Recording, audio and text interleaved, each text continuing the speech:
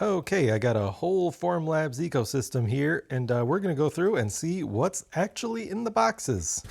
And we're going to start with the printer itself. This is a Form 4B. It's just like the Form 4. They have a bunch of unboxing and setup videos on their website, but it's very, it's very corporate training video-y. It's like, okay, here's all the information you need to know, tightly edited and presented clearly, end of video. It's good. It's good information. When has your experience ever been like that? Not mine. Some slight differences from the training video. They had two straps that you cut and pull the top off. I don't have any straps. I got a box though. Don't know if you're supposed to do this, but I'm gonna anyway. So I can't lift this outer box off because there's no straps and the bottom is all taped up. There we go. Okay, so they recommend you keep the packaging just in case you have to send it back, and I always do. Looks like we have a USB cable, perhaps some instructions. We have a dust cover. That's neat. That cardboard would make this much easier to carry around too, so I'm going to hang on to that. And yes, the dust cover. I remember the dust cover from the video. I am keeping this. Cool. Got shipping tape. Whoa. Okay, these are the latches for the vat. Looks like a camera, build plate thing. Tanks go in there. Are you ready? Are you ready? Oh yeah. A couple cool things around back that I noticed. This little part, I don't know what this is. Oh, tool holder. This says printed on Fuse 1. That's one of the SLS printers. So that's the first SLS printed part that I think I've ever had in my hands before. And then we got this knob here, lock, unlock. Don't know what that locks or unlocks, but lock printed on Form 3. So that's the predecessor to this machine. And we have a cover here. That's just magnets, magnet filters you can remove for cleaning, and looks like, access in there for maintenance or whatever. Spin this back around.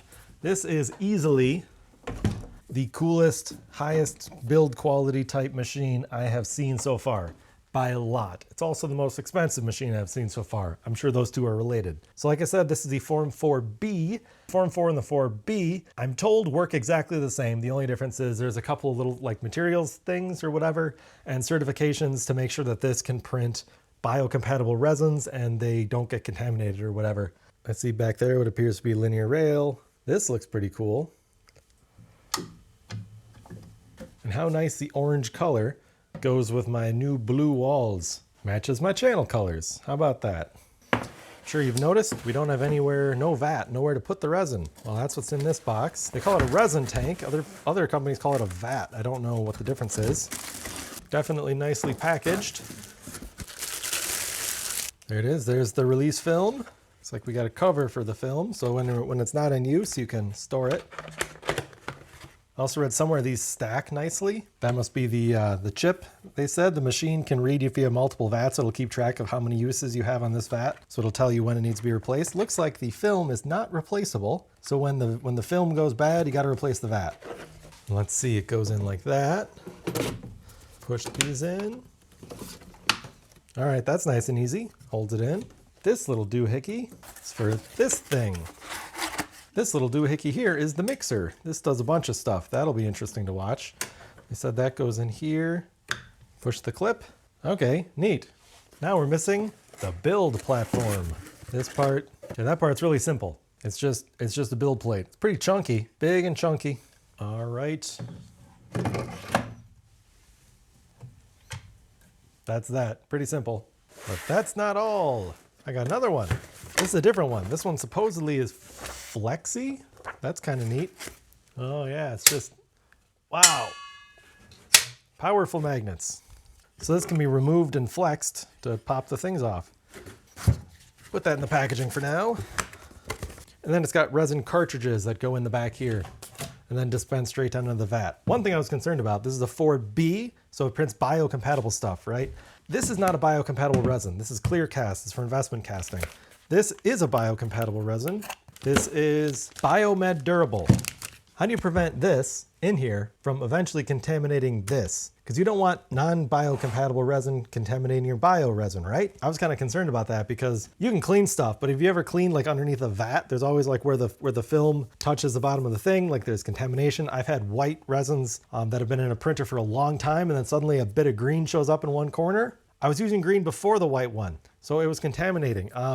The way you prevent that, you get a separate mixer, and you get a separate resin tank. So the mixer goes in there, the resin tank's full of the thing. You keep track of which one's which.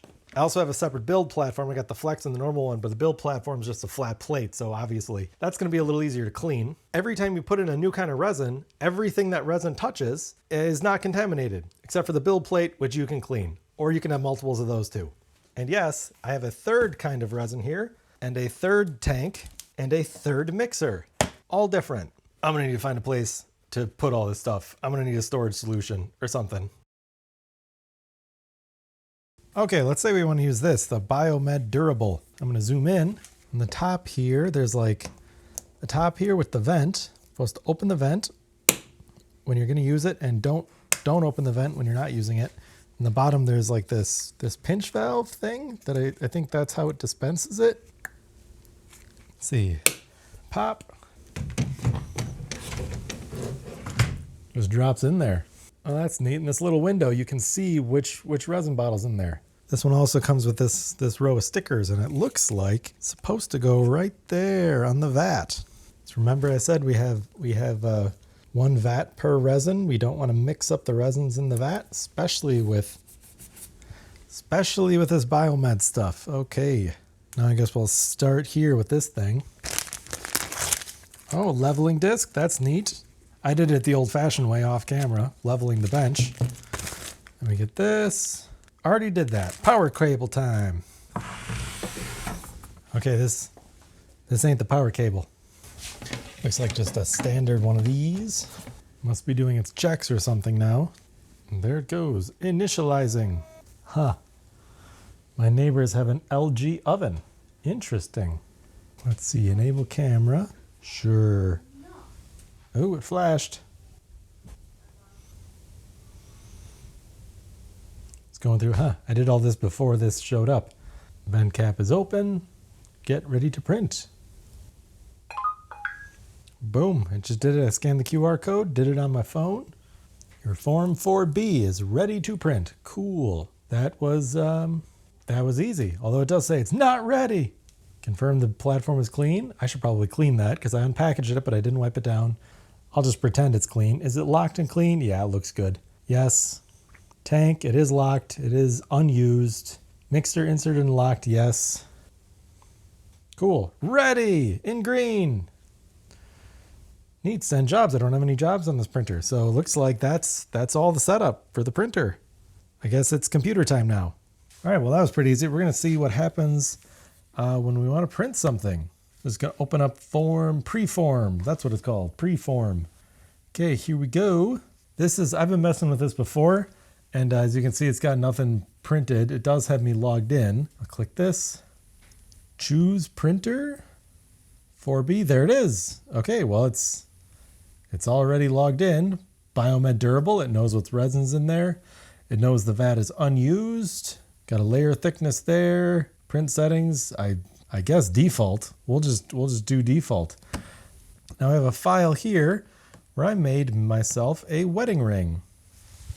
Here's one printed on a different resin printer. I've tried wearing this one around, but my skin gets kind of irritated after a while because, like, you know, you leave a wedding ring on your skin for hopefully years. You don't have a reason to take it off too much. And this it screws with my skin. I did use this as a pattern to sand cast one in bronze. So that's in a tin bronze. So I wore that quite a bit, which is kind of cool. Now I'm going to try to cast one in this clear resin just to test it out. Okay, looks like here it is at the bottom. Let's see. We'll just auto orient it. Okay, it wants to print that flat. Auto supports as it is. Okay, layout, I guess it's right in the middle is probably okay. Oh, look at this. Basic ring band size 7.5. It has the file name on the raft. You'll be able to see what it is then. So now I don't know what to do. Print new. Print, slicing, uploading. Oh, it just made a thing. Close the cover. Oh, it needs the cover closed. Okay. You can see the resin in the back there kind of trickling in. The mixer is mixing it back and forth. Still filling the tank. It's still trickling in the resin back there. Preparing. We're always preparing. Just go. Okay, well that's busy preparing. Let's take a look at this program a little bit more. Looks like active prints, a history, printer if you got more than one. I only got the one here. Materials. Okay, so this must tell you how much material is in there. Statistics, obviously I haven't done much. Timeline. Okay. So that's in the dashboard. We have preform. I have never once gotten used to using the trackpad for any of these. My kingdom for a mouse, which I left inside. Also, I have no kingdom. Oh, there it goes. There's some considerable fan noise. The base layer looks like it's pretty long exposure. Peeling up off of the low force display. That was fast. So it very carefully lifts up that first layer. And when it's up, whoosh, boom. Very quick. Dashboard shows me the tank, the cartridge, how much is in the cartridge, the serial name of my printer, the type, and what I'm printing, how much time I have left. Pretty cool. Notifications enabled, Paul's printers plural, that's optimistic. Most of this fleet management stuff I probably won't need. Cool, well, we will reconvene in 25 minutes. Okay, we got our prints. Now we need to wash them. This is the Form wash. Yeah. What is in the box? I already cut the tape ahead of time because I'm prepared. Let's see, quick start guide, hydrometer. That's kind of cool. Different locations for these brackets. The brackets hold the build plate, I think. Let's just see what's in there. That looks like the hydrometer. This we got power supply, more power supply, and brackets. Okay. I fully suspect these are going to be much simpler than the printer. There it is. All right. Ooh. I'm going to have to move that shelf. French cleats to the rescue. Shipping plastic. Looks like we have some zip ties in there holding the basket in place.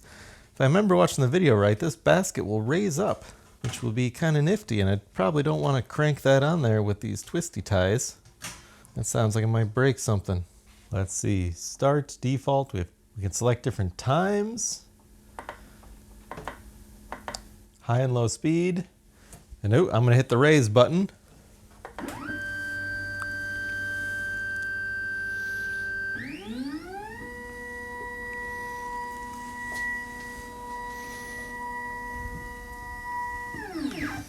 Okay, that alone makes this the coolest wash station I've ever seen.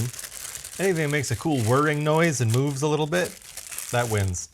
And we got brackets, and according to this chart, the Form 4 goes here. Looks like it can go here for tall prints, or yeah, let's say you have smaller prints and like they don't stick off the build plate and you don't fill the thing all the way up with alcohol, you can just hang the build plate here, I suppose. I'll probably just leave it up here. I got a bunch of alcohol, I'll just fill the thing up. Then we got a basket, so you can put stuff in the basket if you don't want to hang the plate at all. Let's see how it works. I printed some more stuff. I really like how the lid doesn't go all the way back. Like this isn't actually hitting the wall. That's the stop point. Then it just sits there. Okay, and then you can press the button and lower it. I don't have any alcohol in there. Whoops. I think I'm just gonna put the things in the bucket anyway.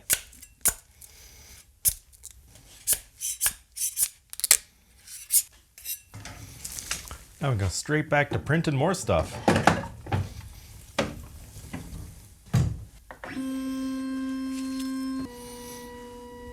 Apparently for the biocompatible stuff you need 99% isopropyl alcohol. That's what I got here. Man, these covers are difficult with rubber gloves on.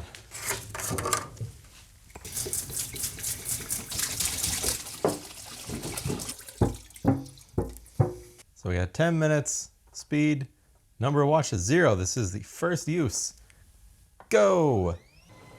Yep, that's agitating the alcohol, all right. Okay, while that's going, let's look at the cure station. This is probably just a light box with a heater in it. Let's see, we got a manual, we got safety. This is probably the power again.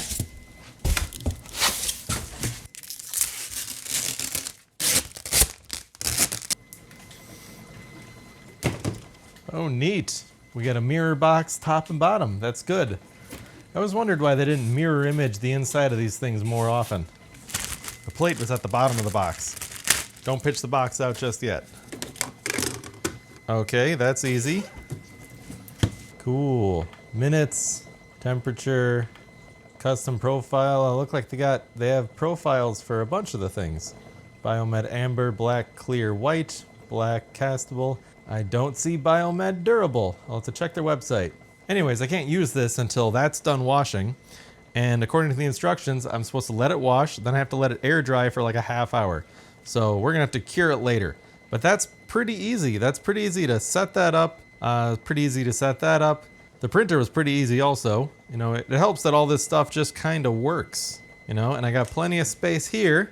The only thing I'm noticing, there's only 2 power outlets in that socket. Well, that's a problem for another day. Transition. All right, next day. It's been a day, much longer than the 30 minutes you need. You'll see they look a little different. So when they were fresh out of the printer, they were very crystal clear, and that's because they were essentially wet. Now they've been cleaned thoroughly and dried, and now they're a little more frosty. Like you can see what's through there, especially if it's right up against the glass. But you know, anything far away. I mean, if you're trying to get frosted glass, this is not the material you would use. But still, it's kind of neat. Bro, I'll try to clean it up, see how smooth I can get it afterwards with some polishing maybe. If not, I mean, it still looks pretty cool. And you know, clarity, optical clarity is not the point of this resin. All right, opening the cure station. I don't know how fast it spins, if those are gonna stand upright or not. This cure station does look a little bit small. Of course, I tend to print, you know, I tend to print things that are like full build volume. Bigger printer, bigger wash station, bigger cure station is always on my list. How am I gonna arrange these so that they actually get exposure? There we go. Hopefully they stand up. All right, Biomed Durable does not have a built-in program, but I looked it up on their website and they want 20 minutes. Whoops, wrong way. 20 minutes, there it is. 20 minutes at 60C. So I think that's good. Okay, 3, 2, 1, go. It's got to preheat first. Okay, cool. We'll rejoin when it's done. All right, we got some Formlabs finishing tools. This is a kit you can buy. Ooh, nice. Comes with, you know, the whole shebang package. Also comes with this, not just the printer, the cure, the wash station. Don't know why I'm looking at that when I can just look at the stuff. Microfiber cloth. Ooh, those look cool. Those look like discs, like polishing brush things. Probably different grits. Spray bottle. Okay, that's neat. What do we got here? All right. A mat. Ooh, a silicone mat. Okay, that's nice. You can put the silicone mat down on the workbench. Neat. Oh, and more stuff. Okay, so here we got cutters. These are significantly beefier than most of the cutters we get. Most of the cutters we get with 3D printers tend to be, you know, pretty flimsy side cutters. I've actually broken the tips on a bunch of them. These feel like wire cutters. Like I could do electrical wiring with this, and pretty beefy.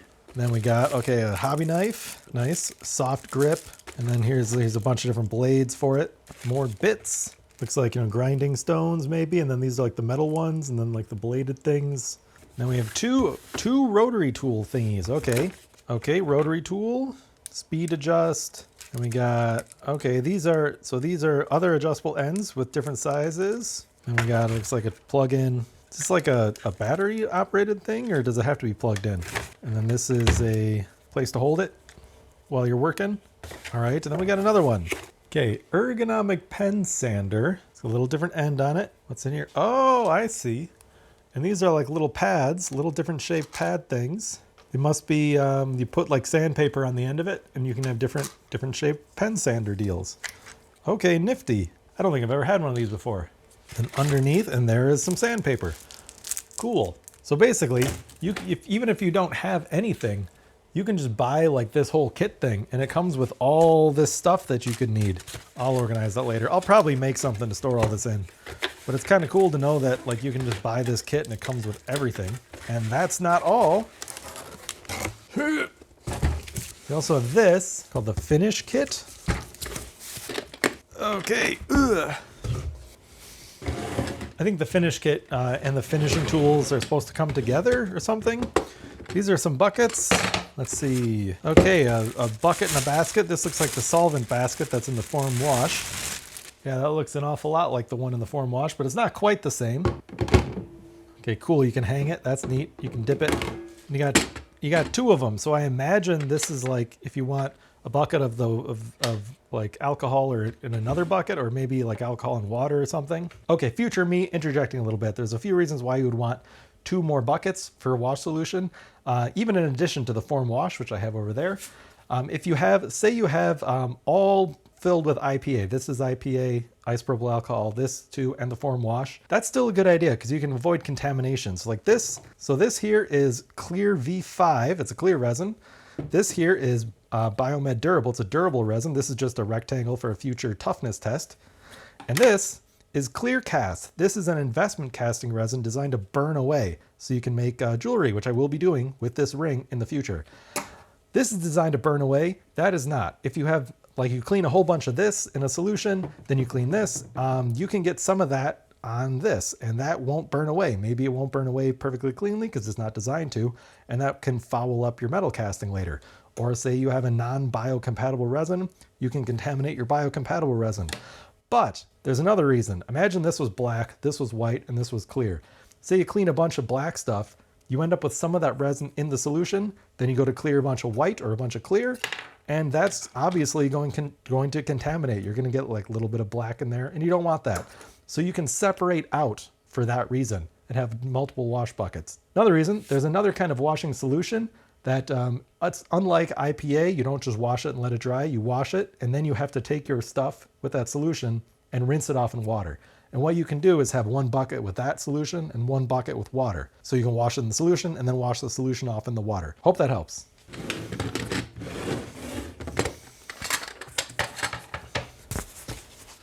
Let's see, but it's not just 2 buckets. What's in this? Squeezy bottle. I've seen this used. This is useful if you have like a thing that you can't get, the wash doesn't get in there very well. You can fill this up with the solvent and kind of stick it in whatever hole it is and make sure to clean it all out from inside. That's useful.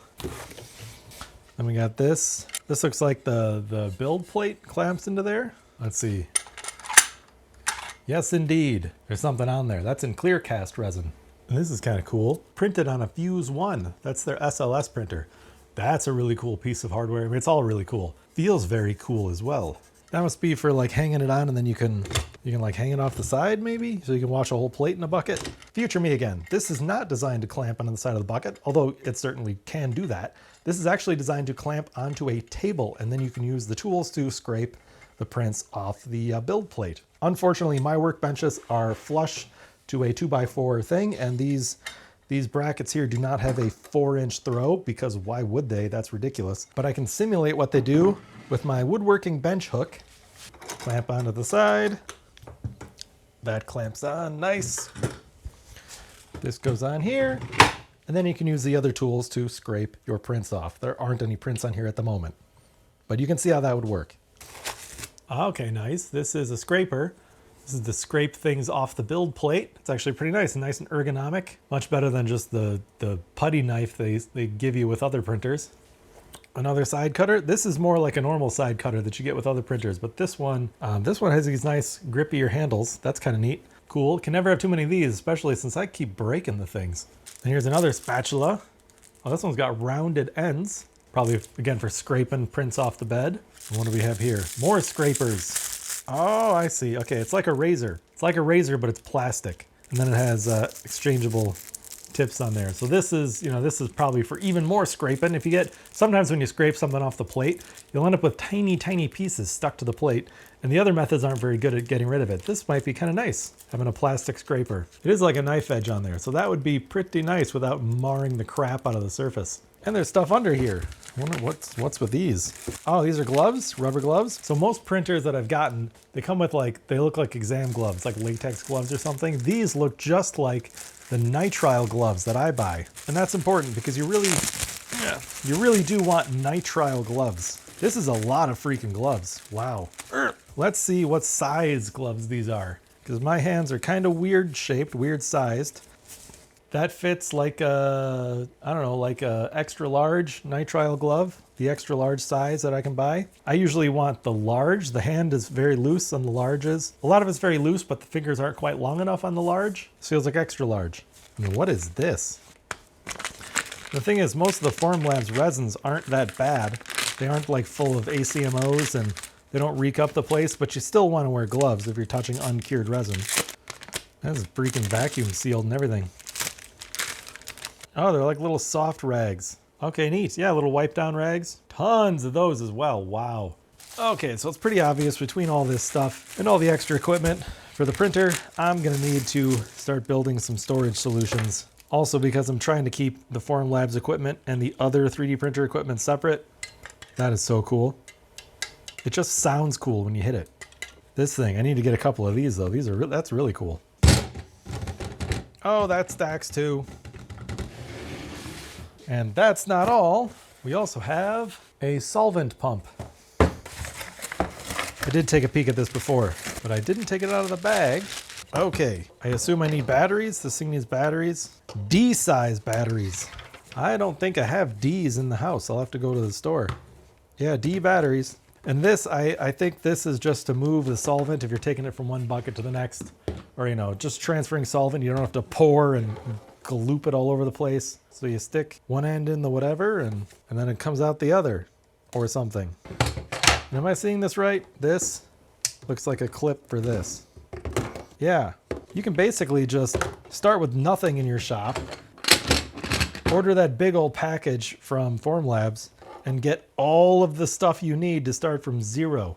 I'm mostly impressed. They even send you like a rotary tool and everything. That's crazy. So you don't even need to own a Dremel. Like if you're setting up a shop, you can just buy this kit and then all of your 3D printing process from beginning to end, even final finishing is done. I mean, they didn't give you a clear coat spray can, but I'm pretty sure Rust-Oleum will help you out with that one. Cool. So there you go. I think that's everything Formlabs sent me.